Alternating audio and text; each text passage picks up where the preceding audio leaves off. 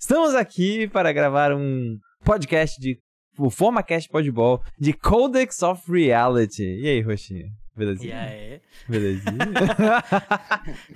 Tranquilinho. Cara, e esse fundo vermelho, velho? Esse fundo vermelho, então, cara, isso aí é tipo assim, é o que tem, né, velho? Eu tava tentando, pra não ficar verdão, assim, acho que pra combinar um pouco mais até com, como é que é? Com o rolê todo de formação, com o overlay de formação, fundir Pô, vermelho. ficou bom, velho? Ficou bom? Ficou uma coisa meio tipo sedutora, né? Aggressive. Aggressive. É, porque, né? Meio vermelho paixão. É, exato, vermelho paixão. Roxinha paixão, FormaCast Podball. E aí, Vitor, belezinha? Belezinha. Oi, galera. Oi, chat. Salve Vitor, todo mundo.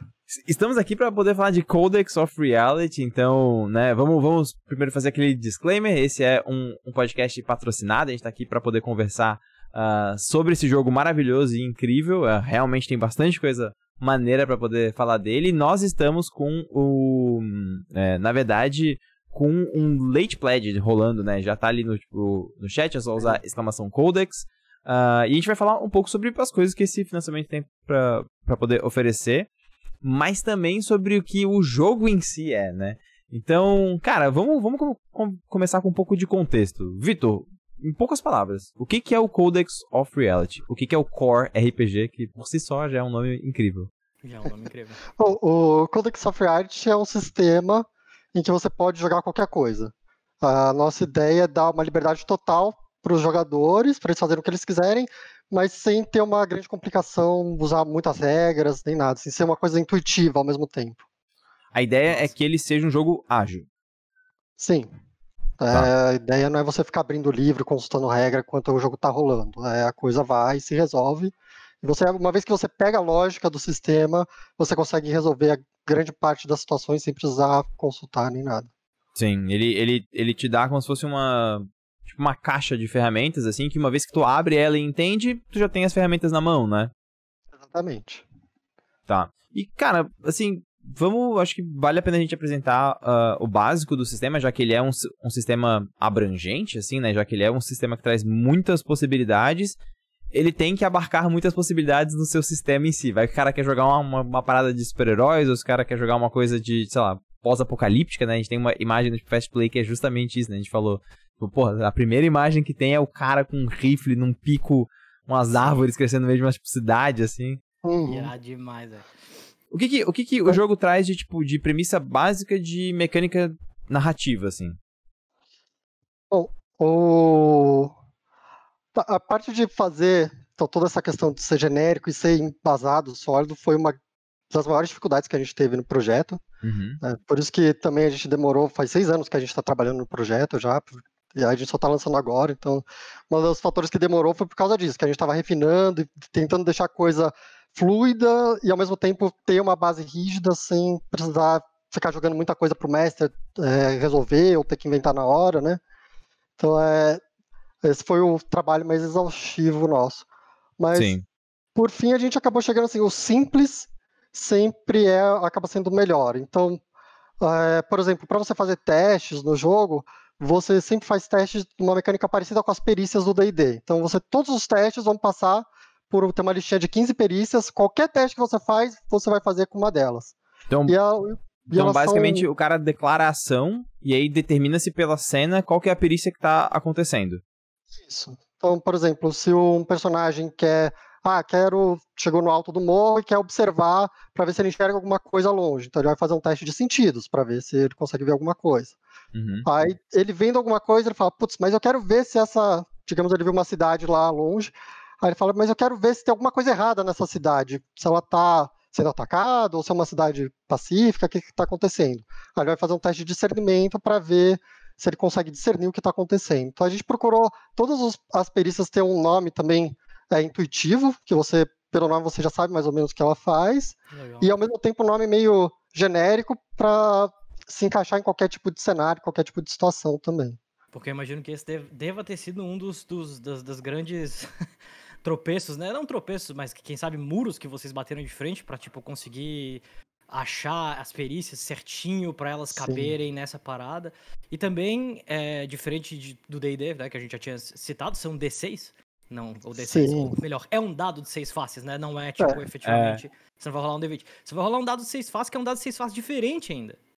Sim. A gente, quando eu desenvolver o dado, a gente teve uma preocupação de fazer o dado poder ser simulável com um dado de 6 faces. Então, mesmo que você não tenha o nosso dado, você consegue jogar com um D6 que você tem aí de um War, de um banco imobiliário. De War, clássico. Clássico, velho. Clássico raiz, demais, velho. Isso é muito bom, velho. Isso é muito bom. A War é muito bom que vem 6 dados já, né? Então... É verdade, cara, é verdade. Cara, eu lembro, velho, quando eu comecei a jogar RPG, que, tipo, eu lembrei que o meu vô tinha um War na casa dele, caralho, velho, eu acho que tem mais de um dado, eles são de cores diferentes, dá pra definir se ataque ou bloqueio, traz umas paradas assim. E é bem isso mesmo, cara, 6 dados, velho, 3 amarelo e 3 vermelho. Muito com o dado de War. Massa. Não, real. Tem uma tabelinha, né, explicando como você faz a conversão do dado comum pro dado do core, né? Então... mas tem assim, o raciocínio é bem simples. Tem a tabelinha para ajudar o pessoal a entender visualmente. Mas assim, se você pensar num dado de 6 faces normal, e você divide ele no meio. Então você tem 1, 2 e 3 de um lado, e o 4, 5 e 6 do outro. Então aí a gente fala, 1, 2 e 3 é a metade baixa, vamos dizer que ela vale 0. E o 4, 5, 6, que é a metade alta, ela vale 1. Então você tem um dado que tem zeros e uns aí, né?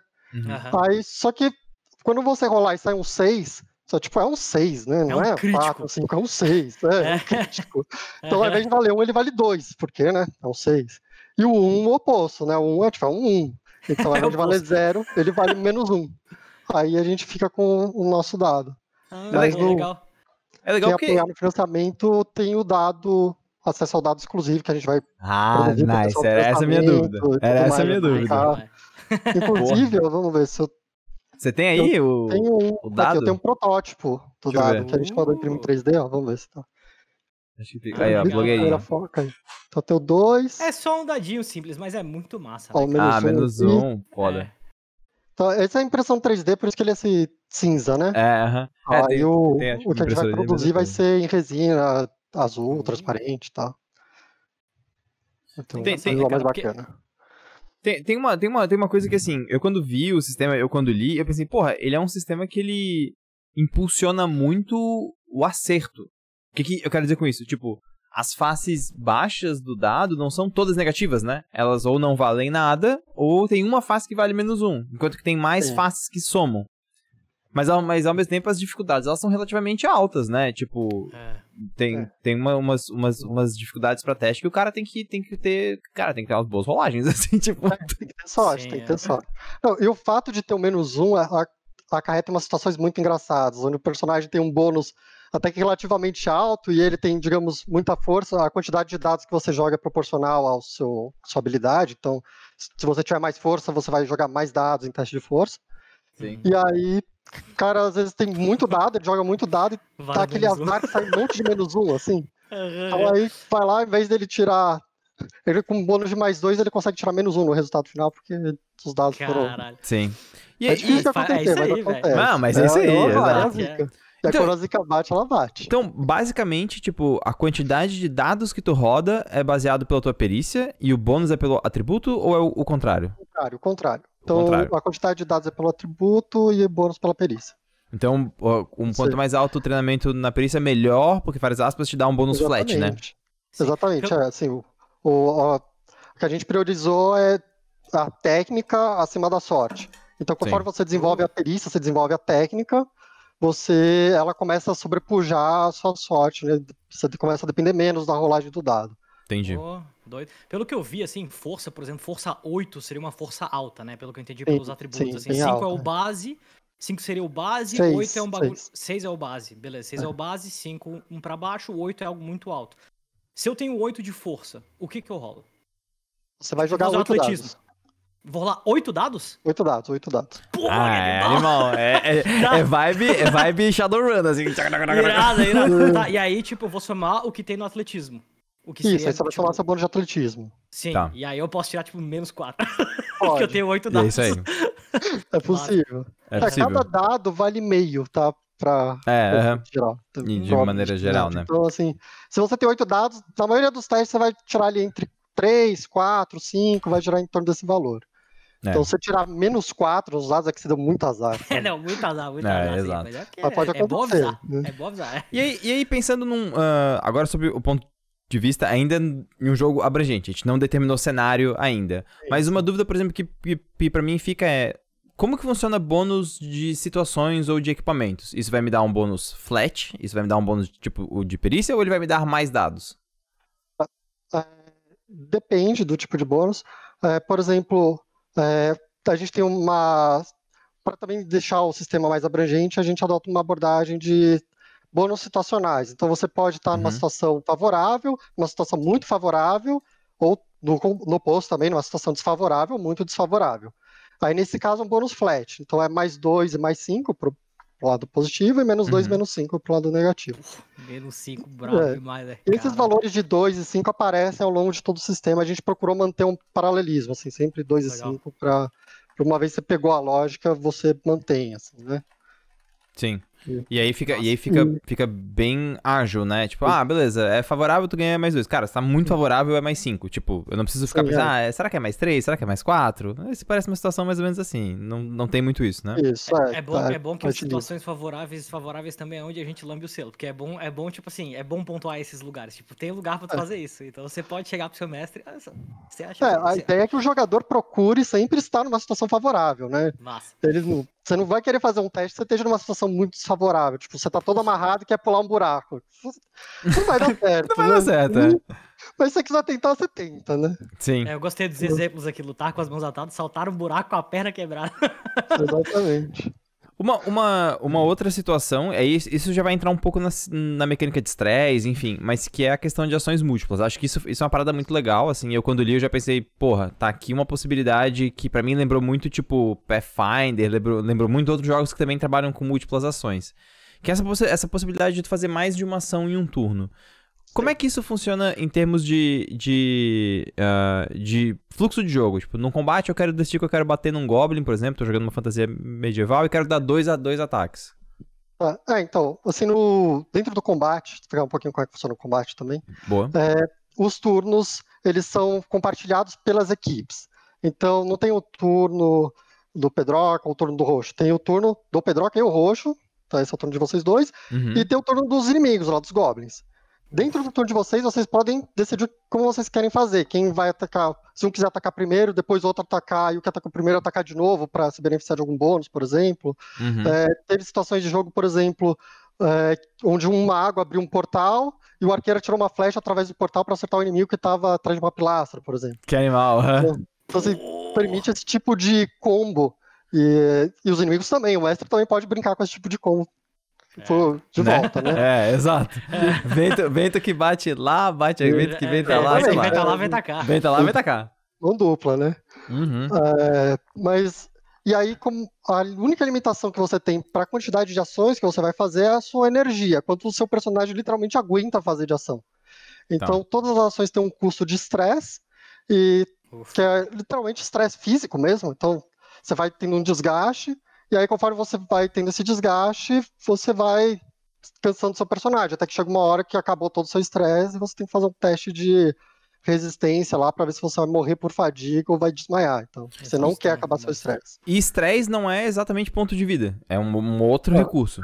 Outro recurso. Então, você tem os pontos de vida, aí você tem o estresse, que é dividido em estresse sobre estresse. Que a ideia do estresse são ações simples.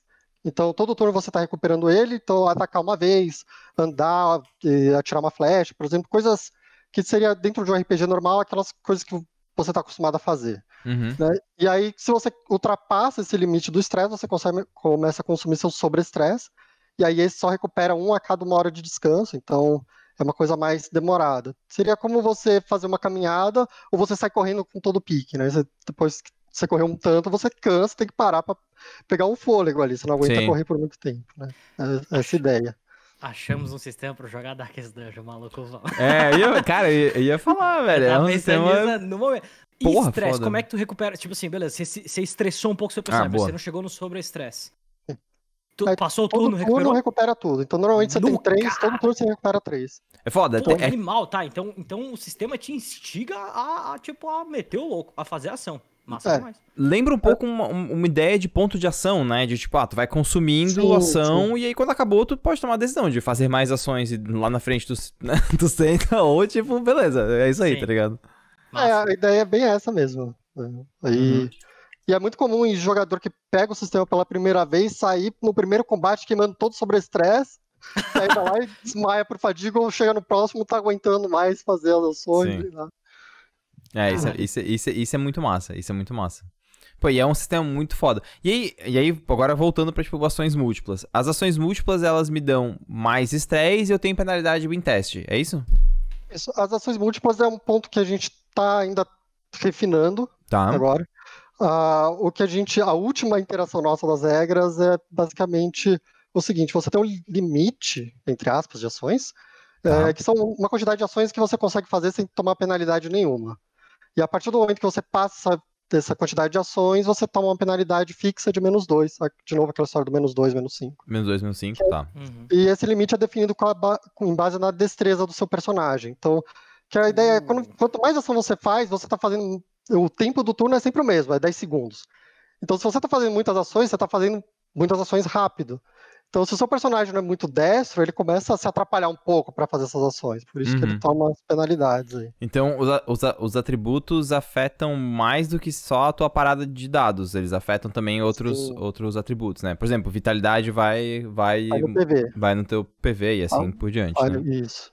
Tá. Então, todos os atributos eles influenciam em outras coisas da ficha. A gente procurou fazer isso para incentivar os jogadores a não deixarem nenhum atributo de escanteio, né? Tipo, vou fazer um guerreiro, eu não preciso de inteligência, ou vou fazer um mago, eu não preciso de força. Então a gente tenta dar uma importância além dos testes para os atributos. Sim. A gente tá falando do atributo, mas na verdade é habilidade, né? É força de...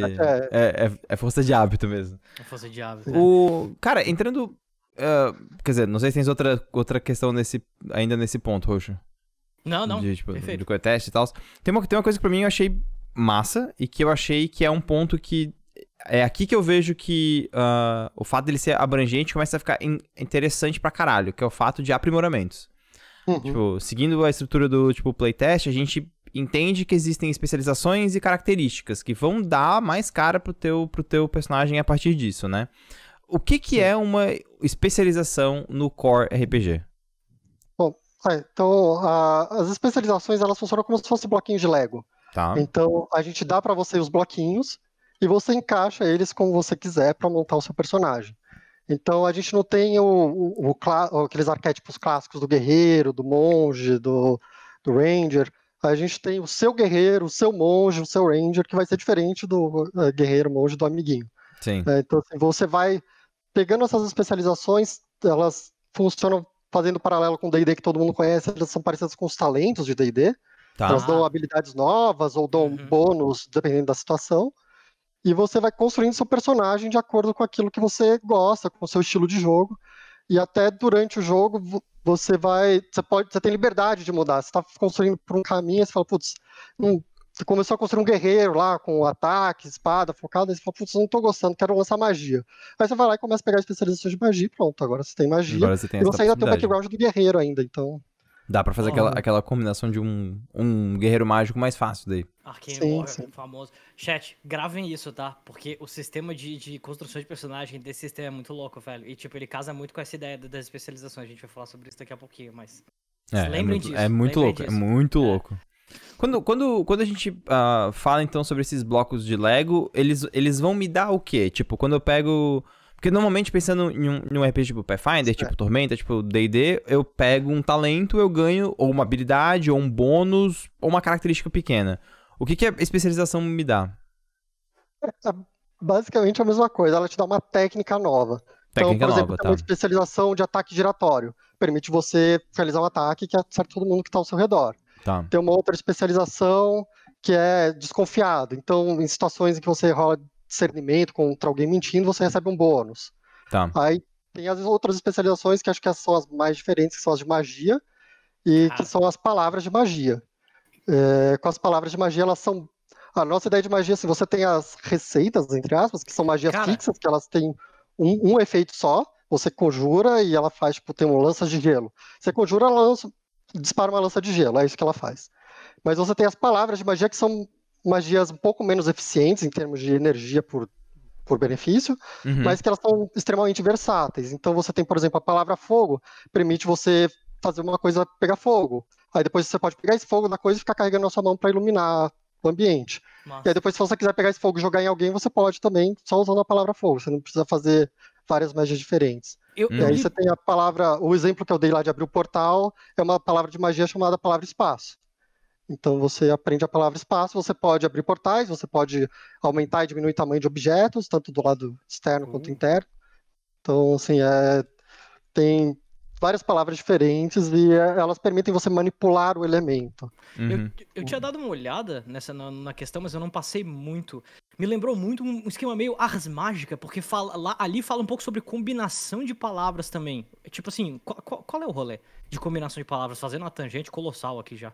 Mas já entrando nisso, porque de fato, parece que tipo, sei lá, dá pra fazer tipo uma palavra de aspecto com a palavra de manipulação? Tipo, vou pegar, sei lá, a palavra de fogo e encantar, por exemplo? Exatamente. Você tem as palavras que manipulam elementos, você tem as palavras de aspecto que modificam essas palavras de elementos. Então você tem encantar fogo, por exemplo, é assim que você cria uma espada flamejante. Você caralho, que do caralho, fogo velho. Na espada. Pronto, tá feito. Foda. E se você quiser deixar a sua espada flamejante sempre flamejante, você usa encantar fogo e a palavra permanência, que é pronto, agora ela tá permanente. Sim, foda, tá. Entendeu? Tá, cara, é um sistema muito, muito prático, velho. Ele é muito prático, ele prático. Mostra muito o que ele veio fazer, assim. Porra, irado, massa. Eu tinha visto por cima esse negócio, aí eu fiquei, caralho, cara, que muito louco, velho, ficar combinando essas palavras. Massa, mas, enfim, tangente colossal. Aí pode combinar os elementos também. Tem a palavra espaço, quando você combina, tipo, fogo e espaço, ela permite você, acho que, teletransportar a magia. Então ela dá, tipo, um blink, o cara não consegue rastrear ela, tem... Tipo, tem as outras palavras. O sistema de magias, por si só, ele já é, tipo... Ele já é interessante o suficiente, porque onde que eu penso? De novo, eu volto pra... Ele é um jogo abrangente. Então, por exemplo, se eu quisesse jogar um high magic, um alta fantasia, eu poderia dar um boost nessas tipo, magias. Ela tem uns custos mais baixos pra fazer com mais frequência, sei lá, alguma coisa parecida. Mas como que isso entra, por exemplo, em um cyberpunk? Vamos pensar dessa forma, assim. A gente vai jogar um cyberpunk, ainda entra o esquema de magia, existe uma recomendação de pensar, não, se for jogar jogos assim, faz cortes, como é que é? Mestre, assim, a nossa proposta é quando você vai estabelecer o seu cenário, você limitar, você pode deixar os jogadores fazerem o que eles quiserem, dar todas as pecinhas para ele, ou você pode selecionar as pecinhas. Então, se você quer um cenário mais realista, pé no chão, onde não tem magia, então você fala, bom, não tem palavra de magia. Ou nesse mundo só existe a palavra fogo ou água. Né? Ou tipo, um cyberpunk existe a palavra eletricidade. Uma adaptação que eu fiz numa mesa minha era que para conjurar as palavras de magia, era um cenário cyberpunk, eles só tinham acesso a magias elementais, né? Então era fogo, água, ar, terra. E eles precisavam usar uns cristais para conjurar a magia que funcionava como munição da magia. Então ele usava uma vez, conjurou, acabava o cristal, aí ele tem que botar outro cristal. Então, sabe como é que eu faria? Dá pra criar em cima, vontade. Eu faria se cabear, velho. Você tem que trocar sua goela, você tem que trocar sua garganta e botar uma garganta tipo mecânica, tá ligado? Que daí ela te permite dar a palavra do que tu quer. Aí tu só pode ter uma, porque tu não vai conseguir ter várias modificações. Você ter tipo slots de modificações do corpo. Muito doido. Mas aí é massa, porque tipo assim... É massa, exato. Se cada um tem palavras diferentes e todo mundo age junto, eu posso fazer fogo, o Roxo faz encantar e o Marquinhos faz permanência e o Vitor faz não sei o que, em um turno a gente faz uma putz spell junto, tá ligado? Exato, a gente faz um item. A gente faz um item foda. Sim. Massa demais, Animal. E aí, tipo, então, né, fazendo a volta toda, quando a gente volta pro tipo, esquema de especializações, tem especializações que vão me permitir usar magias de jeitos diferentes, que vão me permitir manipular a magia. Como é que funciona essa relação entre especializações e magia?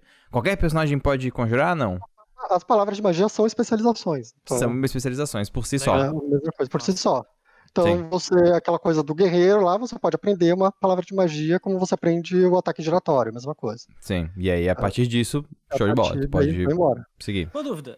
E de quanto em quanto tempo você ganha novas especializações? Você aprende novas especializações? Como é que funciona a progressão, Como é que funciona a progressão, bom, então, a parte de progressão você ganha experiência, essa parte é um pouco diferente também. Você não tem nível de personagem, tá? Você não Tá. tem um valor que é o nível de ameaça do personagem, mas é uma coisa um pouco mais técnica. Mas a ideia é assim, você não tem um nível de personagem. Você vai ganhando experiência nas perícias. Conforme você faz teste da perícia e tem sucesso, você ganha experiência na perícia. Então, Que um teste massa. de atletismo para saltar, que é com dificuldade 5, você conseguiu saltar, você ganha 5 de experiência em atletismo. Aham. Então, Por isso a tabelinha. isso. Aí, com Tá. base nisso, você vai comprando melhorias para aquela perícia, então você tem que usar a experiência dela para melhorar ela. Uhum. Para comprar especializações também está atrelado às perícias, então se você quer aprender uma palavra de magia sendo um guerreiro, você vai ter que estudar magia. Não adianta você matar 3 goblins e querer aprender uma bola de fogo. Porque... Sim. Urgência de evitar a Não situação. não é magicamente, agora eu peguei nível, agora eu solto bola de Sim, fogo. Não é não isso. é bem Beleza. assim, você vai ter que ir treinar a bola de fogo para poder, né, ganhar experiência em sobrenatural para poder fazer. Animal. E no ritmo de campanha que a gente joga, que é aquela coisa tipo, você tem uma sessão que é mais voltada para a cidade, outra mais, né, para o roleplay, aí depois você tem um combate numa outra sessão, aí depois volta para o roleplay, uma coisa mais suave, sem ser porradaria direto. Você ganha você aumenta um bônus em alguma coisa ou compra uma nova especialização por sessão, mais ou menos. Tá. Isso é uma sessão de 4 horas. Animal, tá. Pô, então na real é bastante progressão. Tipo, Bastante progressão. a cada mesa, em algum nível, a cada mesa, ou você se torna melhor em alguma coisa ou você aprende uma coisa nova. Sim, sim. Tá. Normalmente, assim, quando uma campanha que tá andando que você já tem bastante XP distribuído, toda sessão você vai melhorar alguma coisinha. Vai ganhar Entendi. um pontinho, vai aprender uma coisa nova. Vai... É diferente da ideia de milestone, né? Que alguns sistemas têm, que é tipo, você pegou nível, agora você tem mais resistência, mais HP, mais habilidades, teu bônus de perícia sobe, tipo assim, é um salto muito grande. Esse tipo, né? de tempos em tempos tu vai dar pequenos saltos e isso vai mudando o teu personagem. É uma forma contínua de Uma forma contínua. evolução. Uhum. Porra, massa demais. E aí, entrando, assim, agora pra gente também dar esse round-up no geralzão, porque a gente vai falar, acho que agora sobre a parte mais básica pro jogador, que é uma das mais legais, que é a criação de personagem. Como que funciona a criação de personagem? É totalmente livre? Eu ainda vou trabalhar com... Quer dizer, eu não vou trabalhar com uma ideia de classe, mas eu ainda tenho uma ideia de raça? Como é que funciona esse esquema? Bom, o sistema ele é baseado em raças e não em arquétipos. Uhum. No livro a gente chama de espécie, porque, até biologicamente falando, é o que a gente acha mais correto do que raça, né? Uhum. E aí você tem as espécies, elas são pré-definidas. Você vai escolher uma das espécies do livro, se o mestre quiser. No final do livro vai ter como você montar a sua própria espécie, caso você queira, mas aí é uma coisa, tópico mais avançado, para quem já é experiente. Mas vai ter lá no livro para quem quiser fazer. Então aí cada espécie ela traz uma característica diferente. A gente procurou botar no livro espécies que são complementares, né? Então você tem uma que é para quem gosta mais de jogar de mago, outra que gosta mais de jogar de ladino, né? Outra para quem gosta mais de jogar com soldado. Então assim, a gente procurou botar um pouquinho de cada coisa para agradar todo mundo e sem ter uma sobreposição muito grande. Massa. Sim. Mas ao escolher a espécie, você simplesmente não escolhe a espécie. Exatamente. Existe algo, né? Existe uma troca. Exatamente.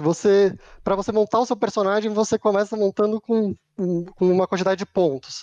Dá para pensar como se fosse dinheiro, esses pontos. Sim. Então, cada espécie tem lá um custo dela, tem um valor determinado para cada espécie, e cada especialização e cada característica também tem um custo de pontos. Então, você vai pegar uma espécie, você quer colocar agora, quero que ela tenha gigantismo para ser maior do que o normal. Então, você vai pagar uma quantidade de pontos para isso. Ou não, quero que ele seja muito teimoso, que é uma deficiência. Então, você vai ganhar um pouquinho de pontos por isso, né? Então, tá pegando uma deficiência para ganhar um pouquinho de pontos. E aí, nas especializações, todas elas, as palavras de magia, todas as habilidades, tem um custo de pontos também. Então você vai comprando essas coisas para construir o personagem. No final das contas, você vai pegar 2 personagens construídos com, digamos, 200 pontos, os dois vão ser equivalentes. Se você pegou uma espécie que é muito cara e o outro pegou uma espécie que é muito barata, a diferença vai ser que o que é muito caro ele vai ter várias habilidades que já vêm da própria espécie. Uhum. Enquanto aquele que pegou uma mais barata vai ter várias habilidades que ele aprendeu, que ele treinou, que são as especializações para compensar essas deficiências. E aí, Quase como se fosse, tipo, ou você compra um kit que já tá lá, ou você compra algo que você vai fazer do zero e aí você vai criar o seu kit, entre aspas. Pô, massa demais, cara. Eu achei muito louco essa ideia de... É quase nostálgico pra mim, velho. Essa ideia de, tipo, de usar pontos pra comprar as coisas. Mas acho que porque a gente jogou tanto Vampiro na época, eu e o Pedro, na época da segunda edição de Vampiro, e tinha muito tinha nessa parte de vantagens e desvantagens da ficha e tal, que daí na hora que eu bati o olho na coisa, eu vi, tipo, custo e tal, não sei o que lá, com os atributos tudo bonitinho. Eu, caralho, que louco, velho. Só que eu nunca tinha pensado, literalmente, na tua ficha inteira, tu tá com essa ideia, sabe? Achei animal, velho. Gostei pra caralho da ideia. É muito massa. Pensando agora, acho que vale a pena já puxar um pouco mais para cenários, né? Apesar de ser um RPG abrangente, vocês trazem uma proposta de cenário inicial, pelo menos, né? Tem o cenário dos povos de Windar. Qual que é a ideia desse cenário e como que ele se relaciona com o financiamento coletivo? Ele é uma das recompensas? Ele é oferecido? Ele é um extra? Como é que é? Assim, o financiamento coletivo é o financiamento de 2 livros, não de um. Não, de um, tá. Então, tem o Quer livro dizer, de regras. já foi financiado, né? Na verdade, Já foi. é tipo o Late Pledge, né? Sim. O Late Pledge, você pode pegar os 2 livros. Sim. Então, os 2 livros já vão ser feitos.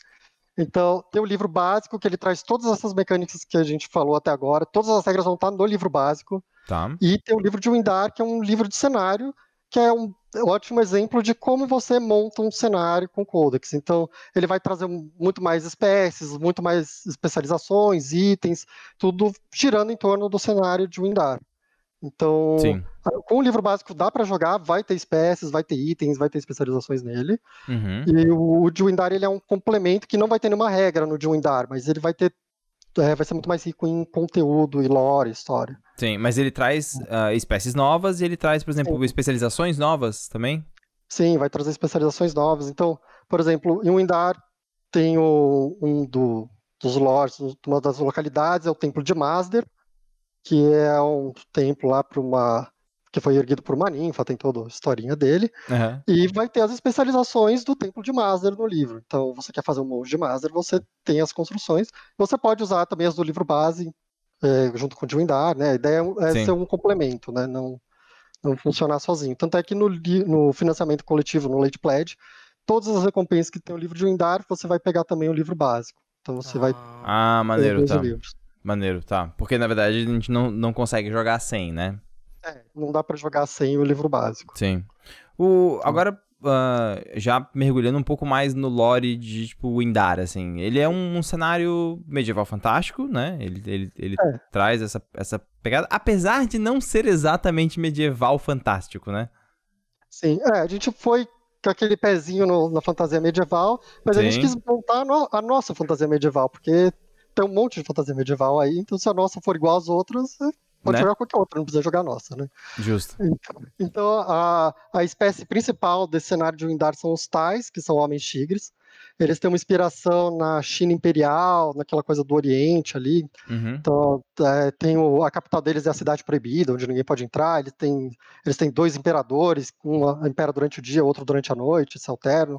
Que são massa. descendentes do Deus Dragão da Lua e Deus Dragão Sol. Então, você tem aí...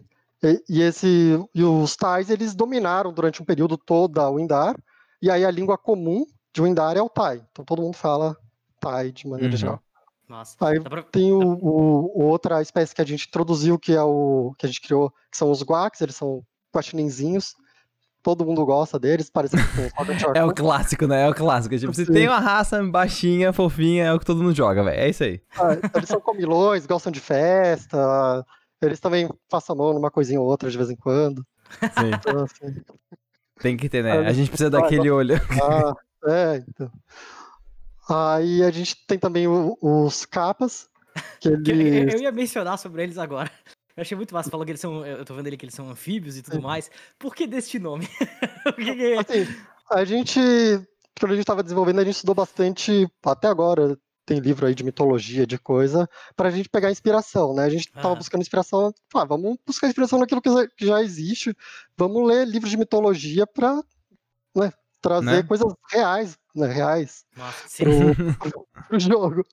E aí a gente viu lá os capas, a gente começou a desenvolver eles inspirados na mitologia oriental dos capas, que são tipo meio que tartarugas, que tem uma cabeça em forma de cuia com água e tal. Só que a gente foi alterando, e a única coisa que sobrou dos capas são o nome, porque... E que eles talvez sejam da água, entre aspas. Não, eles são anfíbios, eles são extremamente fortes, os capas da mitologia japonesa são extremamente fortes, então tem aí uns paralelos. Mas a gente transformou eles pra, tipo, homens sapos. Então você pode pensar, tipo, um Battletoad, assim, que é um homem sapo. Que animal!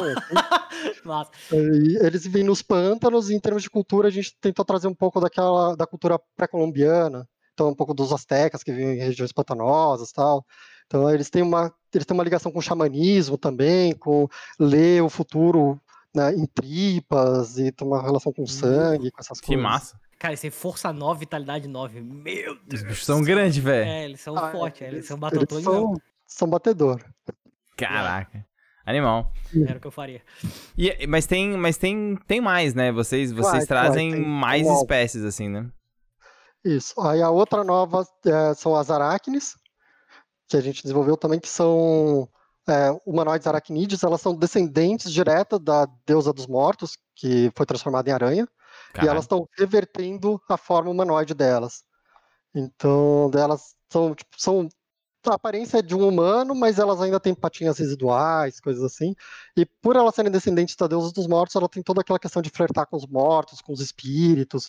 Então elas enxergam espíritos, elas vivem em grutas, elas são mais pacifistas, elas registram, são as grandes historiadoras de Windar, então elas têm enormes bibliotecas onde elas guardam todo o conhecimento, fechadas nas suas cidades secretas e coisas assim. Nossa, que da hora. Que da hora. E aí... o que... Não, fala, desculpa. Aí, além disso, a gente tem as clássicas. Então, a gente tem os anões vivem nos subsolos ali, exímios ferreiros e mineradores. Eles têm uma tecnologia, até os humanos chegarem, era eles que tinham a tecnologia mais avançada, uma tecnologia steampunk a vapor, então tem trem, a estrada de ferro entre as cidades anões, até pelo subsolo também. Então, tem essa pegada steampunk, os anões têm bastante. Eles usam lá, tem um item que é a armadura a vapor, que eles que constroem, eles que usam. Oh, nice. Uma armadura mais ferradona, assim. É quase um mecha. Nice. Mecha nice. É isso, velho. É exatamente, velho. Mecha nice, velho. É isso. Eu posso ter mecha, foda-se. Eu posso ser um Battletoad com mecha, caralho. Posso, é isso aí. Vai, o que você quiser. Aí a gente tem também os orcs, que vivem nas planícies, montados em orcs, tal. Então eles são inspirados mais no Império Mongol. Uhum. Eles tiveram, o grande líder deles foi Hasek Khan, aí Khan foi de referência, né? Legal. E tem uma região dos orcs que é mais próxima às montanhas, é um clima mais frio, e eles são menos nômades nessa região, eles vivem em reinos, e aquela questão um pouco mais do feudalismo e tal, é nessa região dos orcs. Os orcs são os nossos... A Europa feudal nossa é essa pequena região dos orcs ali. Tá. Massa. E, tipo assim, todas essas espécies que tu mencionou, nenhuma delas tem, tipo, como papel ser má. Sabe, tipo, que nem tipo, a gente vê em fantasias medievais genéricas, tipo Senhor dos Anéis, orcs são ruins. Sabe, tipo, eles não são nesse cenário, no caso. Eles são, tipo, eles são orcs. Então, a gente tem os goblins também, que você pode jogar como um goblin. Eles são meio malucos, mas eles são goblins, entendeu? Eles estão fazendo as coisas deles. Exato. Eles não são maus, intrinsecamente. Sim. Intrinsecamente, legal. Massa eles são meio malucos. Aí você pode ter goblins maus, mas pode ter goblins bondosos também. E é isso aí, né? Tanto quanto eu posso ter um anão que é o anão louco do mecha malvado. Exatamente. É isso aí. E provavelmente vai ter. A única raça, a única espécie mais malvada que seriam os humanos. Que os humanos, eles chegam em Indar, eles não são nativos de Indar, eles chegam em Indar vindos de um outro plano, enviados pelo deus da ganância, para dominar o Indar. Então eles chegam atacando, destruindo, e eles vêm com ilhas voadoras, eles têm uma eletricidade meio mágica ali, tem barcos voadores, e eles chegam destruindo principalmente os orcs que vivem nas planícies, onde as táticas aéreas deles são mais eficazes, né? Uhum. Mas aí aí esse período fica conhecido como as Guerras Humanas, dentro do cenário de Windar, até que os orcs fazem uma aliança com os goblins, que também vivem nas planícies, e conseguem derrubar 3 dessas ilhas humanas. Elas flutuam como uma espécie de gerador ali. Sim. E aí eles descobrem isso, conseguem destruir esse gerador, aí as 3 ilhas caem e os humanos falam, tipo, peraí, vamos conversar, né? Agora vamos conversar. Agora que a gente caiu, agora que fomos derrubados, puta, agora dá pra conversar. Olha só que loucura. Tá, massa. Bota fé. Puta, que massa, cara, que massa. Não, animal, animal. E aí, assim, pra poder, né, dar esse round-up, assim, dar aquela fechada agora em como que o Indar se relaciona com o Core RPG. O que ele traz de único pro sistema, que ele é um sistema abrangente, além das espécies, né? Então, o que tem de porra, isso aqui é a cara de Windar, jogar o Windar tem isso daqui. O que o Indar traz é o conteúdo. Tá. É justamente o conteúdo. Então, É o lore. além das espécies, ele vai trazer um monte de histórias e vai trazer um pacote de especializações e habilidades que são únicas de Windar. Então, aquela habilidade, que nem eu comentei de Master, só é uma escola que tem o Windar e todas as especializações vão ter o mesmo estilão por pertencerem à mesma escola, né? O mesmo espírito, por assim dizer. Uhum. E aí isso é uma coisa característica de Windar. Então, a armadura a vapor é uma coisa de Windar, não vai ter no livro básico, né? Sim. Uhum. Então, coisas assim nesse sentido que o Windar traz. Então, é todo lore e muito mais conteúdo pro pessoal que pegar o livro. Te situa bem, né? Te situa bem até e te dá como... É bom porque estende pra pessoa que quer jogar entender, beleza, o que eu posso fazer? Porra, cara, mano, coelha voadora, barco voador. Sim, dá exato. pra ver que tem coisa pra caralho, né? É massa isso. Cara, vamos falar sobre o financiamento pra gente poder fechar. Cara, o preço tá muito bom. Tipo, 15 conto é o livro básico digital. Então, tipo, o sistema básico é 15 reais. É isso aí? O sistema básico é 15 reais, olha. Cara, a gente apertou pra liberar num preço bacana pra galera aí, pra todo mundo poder apoiar e acompanhar e jogar também, né? Sim. E tá numa etapa de playtest, a galera que tá jogando no Fast Play tá dando feedback, vocês estão fazendo fechado, como é que tá? A gente é muito aberto para feedback, então durante todo o processo de desenvolvimento, todos os testes que a gente faz, o pessoal trocando ideia com o pessoal, mesmo conversando, assim, o pessoal dá dica, a gente discute. É importante falar, eu sou o coordenador de desenvolvimento, não sou a única pessoa, tem outros 4 envolvidos aí, então toda vez que alguém chega para mim e fala, pô, Vitor, eu olhei o seu sistema, eu joguei, não tá legal essa parte, não tá funcionando bem. Aí a gente vai, peraí, aí eu levo para os outros e a gente senta e discute, vamos ver, a gente precisa avaliar, vamos mudar alguma coisa, não vamos, o que a gente vai fazer com isso daqui. Então, é um playtest constante. A gente tem aberto, eu tenho feito algumas mesas recentemente de playtest de mecânicas pontuais, então rolou semana passada, retrasada, essas semanas aí, uns playtests para regra de hordas, que a gente tinha uma regra, a gente modificou para ela ficar mais fácil do pessoal entender e usar, aí só que a gente deixou muito fácil, simplificou muito, então aí a gente fez esse teste, aí agora a gente deixou ela mais dinâmica, mais divertida também, então assim, qualquer coisa que a gente altera, a gente faz um teste pontual para ver se aquela alteração foi válida ou não, a gente precisa melhorar. Sim. E tem também uma mesa contínua. Eu estava até antes do financiamento com uma mesa, fazia 2 anos de playtest, tipo uma campanha. E eu tive que parar porque chegou o financiamento, eu não estava dando conta de manter a mesa e manter o financiamento. Sim. Todas as coisas, né? Pô, mas o bom de tu ter a comunidade jogando é justamente isso, né? Às vezes o cara fala, porra, assim, estressamos o máximo a mecânica de estresse, os jogadores fazendo isso, a gente sentiu que isso aqui ficou meio estranho, pô, como é que vocês estão fazendo na mesa de vocês? Ter a comunidade junto faz uma puta diferença.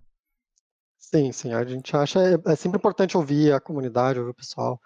Tem até, quem pegar o livro vai ver que tem algumas das especializações, vai estar a sugestão de fulaninho. Que massa. Que massa. São coisas que durante o playtest o cara falou, pô, seria muito legal se tivesse essa habilidade. Se a gente colocasse isso aqui. Parece muito legal, aí a gente monta e atribui lá na sugestão. Sim, que massa. Boa ideia, vamos lá. Boa ideia. Essa foi uma boa ideia de... Aqueles... É que da hora. Porque não há limite para a criatividade do jogador, né, cara? É verdade.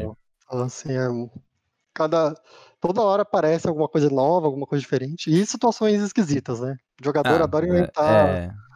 Cara, é o corner da regra, velho. É o corner da regra. O corner da regra é o caminho, cara. Você nunca tá esperando, assim, vem. Putz, você prepara toda a mecânica bonitinha, tal, não sei o que, o jogador vai lá e dá um exploit assim na hora. Você, pô, como é que Exato. Primeira coisa que o cara fala, tu olha e fala. Né? Ele nem pensou e já... Cara, é por isso que tem que largar... Cara, tem que largar jogo na mão de, tipo, jogador, cara. Porque o jogador acaba com o jogo. E acabar com... O jogo é bom, cara. É bom, cara. É bom. Tem que ter. Como que funciona agora pensando novos cenários, né? O Indar é o cenário que está sendo lançado junto com o Core RPG. Como que funciona para vocês, né? O planejamento de futuro ou de construção de comunidade, de distribuição? Porque vocês têm um Discord, eu imagino que a galera ali esteja discutindo os seus jogos, mas vocês têm planos para outros cenários?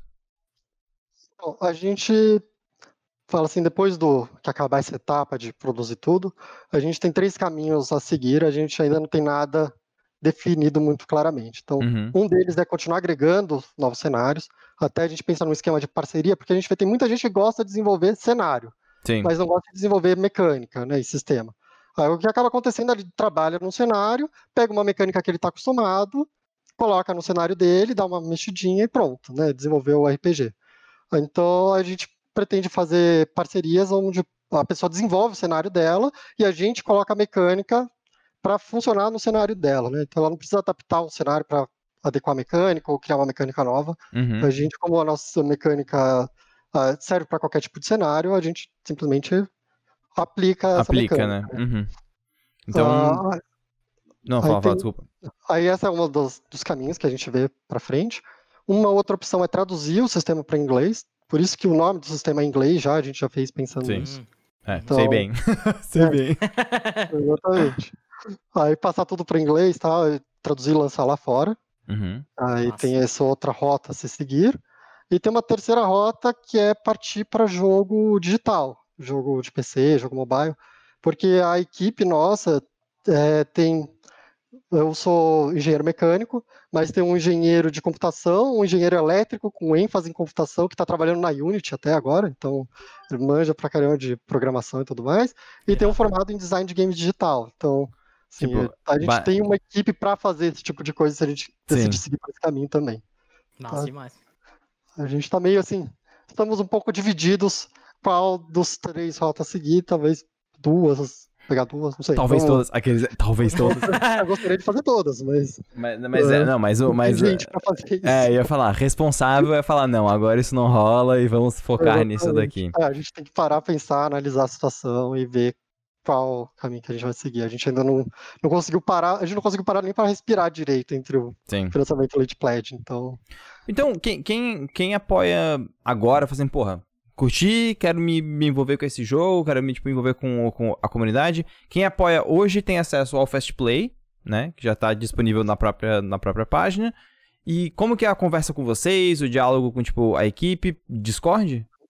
O caminho mais rápido e mais fácil é pelo nosso Discord. Tá. Então, tem todo mundo da equipe tá lá, mandou mensagem no bate-papo, alguém sempre responde. Mas também, se quiser mandar mensagem, tem a nossa página do Facebook, nosso Instagram, quiser mandar mensagem por lá também, eu que cuido do Instagram, a página do Facebook eu fico de olho também, então eu vou acabar respondendo. Nossas redes sociais estão aí para isso. Mandar mensagem, tem o nosso e-mail também, que acho que tem no nosso site, tem e-mail. Mas em qualquer lugar que vocês mandem mensagem, eu vou acabar vendo. Sim. Recomendo, assim, o mais fácil para nós é o Discord. Esse eu acho que a resposta vai ser mais rápida. E é também onde acha mais pessoas que estão falando sobre o mesmo assunto, né? Que é o mesmo jogo. É legal porque tu também troca com outros jogadores. Sim. E aí, a previsão, a data de entrega prevista aqui tá dezembro de 2021, né? Que seria a entrega do tipo livro base e tem as outras entregas juntas. Durante esse período, vocês estão planejando entregar pedaços do livro para ir testando com uma galera? Como é que tá funcionando esse processo de playtest? Então, assim que a gente tiver... Porque o nosso trabalho, o livro, ele é todo fragmentado que a gente trabalha. Então, a gente tem um documento que são as regras, um documento que tem as raças, né, as espécies, um documento que tem as especializações, um documento que tem as características. Então, para a gente apresentar isso para o público, fica muito ruim. Sim. Mas a gente pretende, conforme a gente for unificando e refinando esse material, e já dando para os apoiadores, abrir um beta para eles já terem acesso material mais massa. definitivo para já irem jogando, já irem testando e dando feedback pra gente. Porque por enquanto o feedback acontece pelo próprio Fast Play. Isso. Animal. Aí tem uma mesa rolando de campanha que é o Fábio, que assumiu mais ou menos a mesa que eu já tava. Na verdade, a minha mesa acabou e ele pegou os mesmos jogadores e montou a mesa dele. Aí eles entram no nível de playtester no servidor e aí eles têm acesso a esse betazinho aberto. Esse betazinho aberto. Uhum. Aí é mais uma questão de mensagens no servidor, não tá nada muito. Não é um visual muito clean, mas para quem quiser ir testando as regras a mais, tem essa opção também que dá para seguir. Pô, animal. Animal demais. Cara, do caralho, assim, acho que é muito maneiro, acho que, assim, pra mim chama bastante atenção esse processo de customização de personagem e sistemas dinâmicos, porque ele me parece ser um sistema muito dinâmico, seja de magia, seja de ações, seja de estresse, me parece ser muito dinâmico, e acho que isso parece a cereja do bolo, assim, sabe? Aquela paradinha. Pra quem tá no chat, se vocês quiserem ir colocando perguntas, vocês podem colocar, a gente vai responder. Só deixar o rosto também falar o que né, brilha os olhos, assim, mas já podem ir colocando perguntas que eu vou registrando aqui. Cara, é justamente isso. Primeiro que, tipo, na hora que eu bati o olho e que eu vi o rolê das magias, né, foi o que mais me chamou a atenção primeiro. Eu falei, caralho, puta, meu Deus, isso aí é muito doido, velho. Tipo, de pegar as palavras de magia e poder fazer o que tu quiser, assim, combinar elas e tudo mais. Mas eu acho que o sistema como esse também, ele traz uma coisa que é muito boa, cara, que é tipo assim, ó, você quer testar ele em vários lugares diferentes, tá ligado? Pelo menos é a minha vontade, sabe? É tipo, se eu fizer um mundo, sei lá, contemporâneo, velho, se eu fizer um mundo, tipo, medievalzão, sabe? Se eu fizer um mundo futurista muito louco, sabe? Tipo, cheio das magias. Sabe?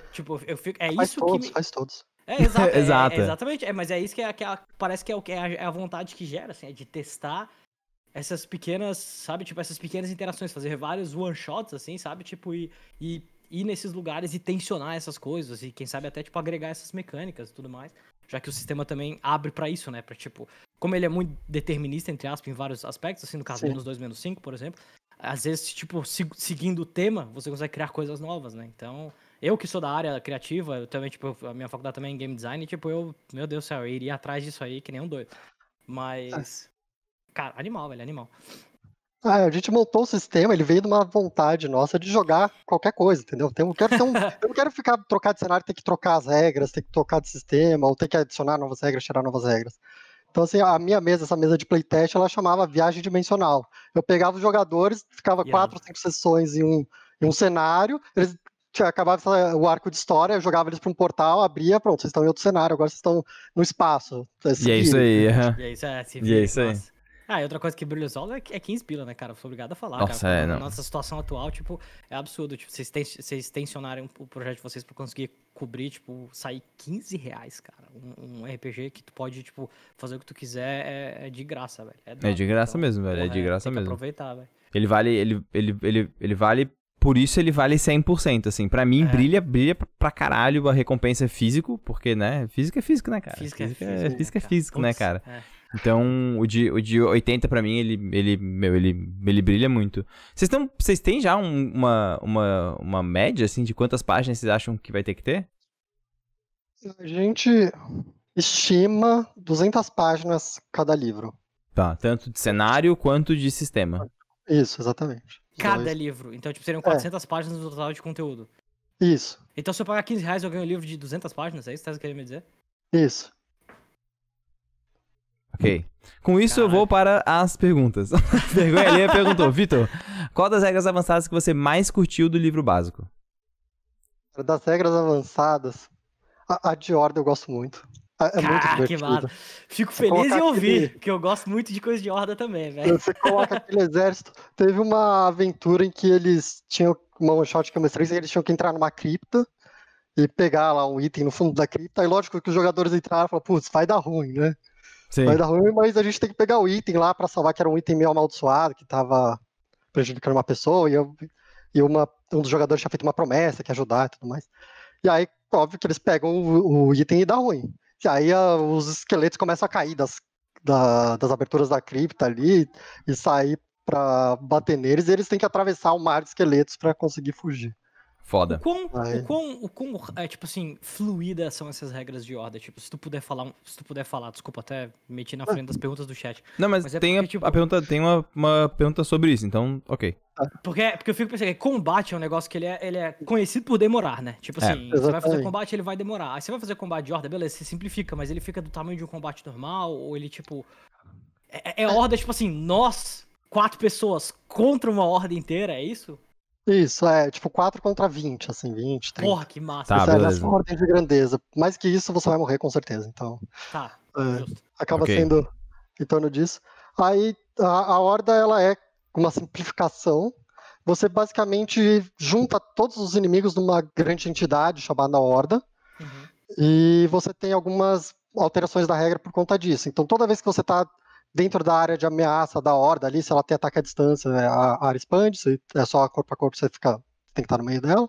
Você vai tomar o dano que aquele inimigo causaria, vezes 4. Aí você pode... Porque são vários inimigos te atacando ao mesmo tempo. Aí você pode fazer um teste de defesa para reduzir esse dano pela metade. A horda tem uma defesa fixa, um ataque e defesa fixo da horda. Nossa. Aí quando você ataca a horda também, você rola o ataque, e aí se for um ataque simples, você dá dano simples na horda, e se for um ataque em área, por exemplo, aí dependendo, se pega uma área pequenininha, você dobra o dano, uma área um pouco maior você triplica, e pega toda a horda, você quadruplica o dano que você causa com a magia. Porra, caralho. Quando você dá dano na horda, você diminui o dano que a horda dá também? Pelo fato de ter menos pessoas? Não. Menos pessoas? Não? Porque pensando que você está cercado, por mais que você diminua a horda, a mesma quantidade de pessoas que estão te cercando, né? Você não consegue... Sim. Tem um número limitado de inimigos que conseguem te cercar, né? Então... Massa. Porra, que foda, velho. Que foda. Eu vou puxar mais algumas perguntinhas pra gente poder também ir finalizando. Tem uma pergunta que eu achei bem interessante, assim, que acho que vale, tipo, que vale a pena, assim, que é, tipo, bem rapidamente, como que funciona o sistema de combate? Rolagem de inimigos, ataques e defesa. A gente falou agora um pouquinho sobre a questão de horda, mas em resumo, como é que funciona o combate? Bom, o combate, você tem dados para ataque, dados para defesa. Você tem as perícias, então você tem corpo a corpo, distância e sobrenatural, que você usa para atacar, né? Que é o sobrenatural é magia e arco e flecha ou espada. Vamos fazendo exemplo no fantasia medieval, que acho que é mais fácil. É mais fácil, né? Aí, e quando você vai se defender, você faz uma rolagem de reflexos. Ah, tá, então, beleza. Aí é simples. Se o ataque do outro for maior do que o seu reflexo, você vai tomar o ataque. Se for menor, você conseguiu se defender. Vale tanto para os inimigos quanto para o jogador. É a mesma lógica. Tá. Aí você tem um ponto que acho que é interessante falar, que é um pouquinho diferente. Você tem a armadura, ela te dá redução de dano, ela não te dá mais defesa. Okay. Ah, então, massa. Tá, então tipo, teoricamente, quanto mais pesada a armadura, mais dano eu resisto. Ela não vai me dar mais esquiva. Você ainda vai tomar, você não conseguiu se defender, você ainda vai tomar espadada, mas se for uma armadura forte o suficiente, você pode não perder nada de vida. Tá. Essa é a lógica. Caralho, pode chegar nesse ponto, porra, que massa. Pode. Né? Então, até porque se você... pode realmente, tipo, se enlatar e falar, isso Sim, aqui, velho, até porque se você analisa as armaduras medievais, elas foram desenvolvidas para isso, né? Você tem aquela armadura completa, né, a Plate Armor, ela foi desenvolvida pro cara não conseguir bater com a espada, tanto é que tem aquelas técnicas de empunhadura reversa, e aí eles desenvolveram as armas de contusão, e aí você tem a mecânica de contusão no sistema que você dá dano no estresse, não dá dano no PV. E a armadura não protege esse dano. Esse é os Caralho, isso é massa. Esse é os caras que tem que tirar primeiro, velho. Nossa senhora. Foda. Então, se você chega pra lutar contra alguém que tem uma armadura muito pesada, você não vai bater com a sua espada ou com a sua lança, você vai usar sua marreta pra bater nele. Que é o dano de contusão que vai valer a pena ali. Me lembra muito, nada a ver com nada, mas me lembra muito Dark Souls, véio. Que é tipo essa parada de você fazer essa escolha, realmente, de você ser ágil e conseguir desviar das coisas, ou você, tipo, se enlata, você põe um Tower Shield na sua frente e fala, beleza, velho, você vai tentar atravessar uma parede aí, cara, vai. Sim. Duas últimas perguntinhas. Então, número 1, acho que você já falou, mas acho que vale a pena falar de novo. Por que o nome do jogo tá em inglês? Tá em inglês pra justamente permitir a gente ir pra fora sem precisar mudar o nome do jogo. Tá, pra realmente ficar o mesmo. E aí, número 2, acho que essa também é uma pergunta interessante, assim. Existe alguma mecânica única no cenário? Tipo, do cenário / sistema? Tipo assim, né, pensando no Windar, tem alguma mecânica que é só daquele cenário? Ou que modifica uma mecânica base do core ou não? A princípio, a gente não quer entrar com novas mecânicas nos suplementos. Então, Tá. todas as mecânicas vão estar no livro base e elas que você vai usar para jogar qualquer cenário. Beleza. Ele vai trazer mais opções, assim, né? Tipo, ele vai trazer, né, mais, sei lá, mais especializações e mais Traz espécies, mais né? conteúdo. Mais conteúdo. Ele Mais enriquece conteúdo, bastante tá. conteúdo, mas a parte de regras não. Porque era um dos problemas que a gente achava, tipo, você mudou de cenário, você tem que aprender novas regras. E é isso que a gente não quer que tenha Sim, no nosso. que ele não tenha. Cara, eu acho que é isso. Perguntaram se tem alguma mesa gravada ou streamada em algum local. Tem bastante mesa pela internet. Você jogou no YouTube Codex of Art, você acha? Tem, ó, na Taverna Online a gente fez uma fim de semana passado. Massa. Tem no canal Fernas RPG. Ele fala, o Fernas ele também tá com a gente no desenvolvimento. Ele fala um monte do sistema. Tem vídeo dele explicando as regras, vídeo deu falando sobre as regras lá. Tem vídeo de mesas também. Então, joga Codex of Art no YouTube que vocês acham bastante material. Até no Animal. próprio Late Pledge, né? No site do Late Pledge, se você descer lá embaixo, você consegue ver um... Você consegue achar. Sim, negócio, uns exatamente. videozinhos. Só dá scroll lá no Late Pledge, tem um monte de coisa que a gente participou por aí. Animal. Acho que é isso. Então, Vitor, valeuzão por ter topado esse papo. Galera, então, né, usem as redes sociais aí pra poder conversar com o pessoal da equipe. Vejam o Late Pledge, tá com um valor muito legal, tá com umas paradas muito, muito, muito maneira. E, né, tem várias coisas que me empolgam nesse jogo. Com certeza serei um apoiador do Late Pledge, porque, né, assim... 200 páginas, 15 pila é massa. Livro físico é massa pra caralho. Eu quero isso, velho. Assim, eu quero isso. Nem que agora eu bote em 15 pra poder garantir, mas normalmente eu bote mais. Tipo assim, tem isso também. Vocês colocaram, Porra, isso eu achei muito massa, cara. Vocês colocaram uma recompensa de, tipo, upgrade, né? Sim. Que já teve gente pedindo pra... comprei, quero mudar, como é que eu faço? A gente montou o upgrade, você só paga a diferença ali e tipo, tá tranquilo. E foi, né? Beleza. Meu, animal. Eu tava esquecendo de falar. Mês que vem, dia 24 e 25 de abril, vai ter um evento chamado Core Fest, que vai mostrar eu, Fernas, o Johnny, que são 3 desenvolvedores, e mais 2 mestres oficiais. Tem esse que tá mestrando no Playtest, tem o Marcos Luft da Cantina dos Heróis também, que vai mestrar pra gente. Foda. E vai ser um evento só de Codex, inspirado em Tiradentes, né? Então o tema deles é rebeliões de liberdade. Então vai que doido. Que animal, cara. Que animal. Vai ser histórico-zão, assim, pra caralho? Vai ser... O Fernas vai mestrar uma mesa de Star Wars, por exemplo. Tá, beleza. Faz sentido. O tema é a revolta, né? Alguma coisa assim. Sim, e que, né, enfim, vai ser o que for. Essa é a vibe. Exatamente. Foda, que animal. Então é isso, gente. Bom, espero que vocês tenham curtido o podcast. Esse podcast vai para o nosso agregador, ou seja, né, você pode procurar por FormaCast Podball ou por Formação Fireball no seu agregador que você vai encontrar. Muito obrigado mesmo, Vitor. Também essa conversa vai para o YouTube. Então é isso aí. Roxinho, mensagem final? Velho, bom pra caralho. Sistemas novos é um negócio que a gente tem muito que aprender com, porque eles, eles dão uma outra perspectiva completamente diferente. É muito massa adicionar essa perspectiva, a sua lista de perspectivas, porque, tipo, queira ou não queira, você é um ser feito de suas influências, né, e das coisas que você aprende na sua vida. Então, tipo, ter mais uma, principalmente se ela custa 15 pila e tem 200 páginas, né? sempre vale a pena, tá ligado? Eu vou reforçar muito isso, cara, porque é foda. Hoje em dia a gente paga, tipo... 150 conto num livro de menos de 200 páginas. Então, tipo, é salgado, velho. Então, E aí, além disso, né, nós, tipo, reforçamos criação de conteúdo nacional, que é um negócio que é muito, muito importante pro nosso cenário desenvolver e crescer. Então, isso, cara, é tudo animal, velho. O sistema parece muito, muito massa. Então, é isso aí, cara. São os meus recados finais. Não é demais. Então...